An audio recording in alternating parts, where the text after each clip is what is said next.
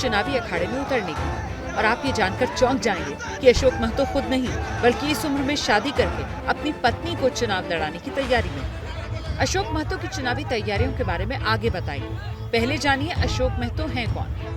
90 के दशक में मध्य बिहार में दो कुख्यात अपराधियों का गैंग हुआ करता था। अखिलेश सिंह और अशोक महतो दोनों के बीच में वर्चस्व की लड़ाई छिड़ी रहती थी। साल 2000 में अशोक महतो गैंग ने अखिलेश सिंह के गैंग पर हमला किया और 1 दर्जन लोगों की हत्या कर दी। ये वो दौर था जब वर्चस्व की लड़ाई में खून खराबे की बातें आम थीं। अखिलेश सिंह की पत्नी अरुणा देवी भूमिहार जाति से आती है और अभी बीजेपी की विधायक है, जो बार बार नवादा के वारसिलीगंज से चुनाव जीत चुके हैं। बिहार के उसी खूनी दौर में अशोक महतो को पिछड़ी जाति का समर्थन हासिल था, जबकि अखिलेश सिंह को सवर्णों का।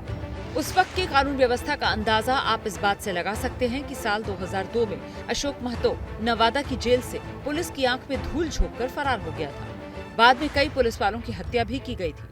साल 2006 में अशोक महतो को शेखपुरा के तत्कालीन एसपी अमित लोढ़ा ने देवघर से गिरफ्तार किया था। तब से लेकर 2023 के नवंबर महीने तक अशोक महतो भागलपुर जेल में रहा और जेल से निकलने के बाद वह सियासत के अखाड़े में दांव आजमाने की तैयारी कर रहा है। बिहार के पॉलिटिकल कॉरिडोर में चर्चा है कि अशोक महतो मुंगेर लोकसभा सीट से जेडीयू के पूर्व अध्यक्ष ललन सिंह के खिलाफ ताल ठोकने की तैयारी में है। बाकायदा रोज इलाके में इस तरह से अशोक महतो के दौरे का शेड्यूल जारी हो रहा है। चर्चा है अशोक महतो लालू यादव की पार्टी आरजेडी के संपर्क में है। वैसे पार्टी की तरफ से इस खबर का खंडन किया जा रहा है। असल में अशोक महतो के नाम पर विवाद हो सकता है, लिहाजा तैयारी प्लान बी की है।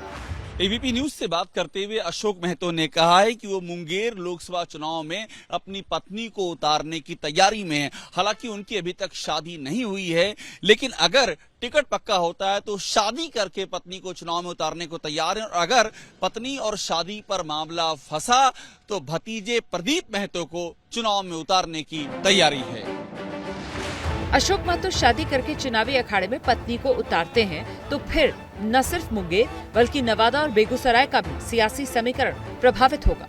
पिछले साल जब बाहुबली आनंद मोहन की जेल से रिहाई हुई, तब पूर्व केंद्रीय मंत्री उपेंद्र कुशवाहा ने अपनी जाति के गैंगस्टर अशोक महतो की रिहाई की मांग उठाई थी। पिछले साल दिसंबर महीने में जब अशोक महतो जेल से रिहा हुआ तो सैकड़ों गाड़ियों के काफिले के साथ भागलपुर से नवादा के अपने गाँव पहुँचा। अशोक महतो और अखिलेश सिंह के बीच वर्चस्व की लड़ाई में नालंदा, नवादा और शेखपुरा के 100 से ज्यादा गांव प्रभावित हुए। साल 1998 से 2006 के बीच में नवादा में करीब 200 लोगों की जान गई। पूर्व सांसद राजू सिंह की हत्या का इल्जाम भी अशोक महतो गैंग पर ही लगा।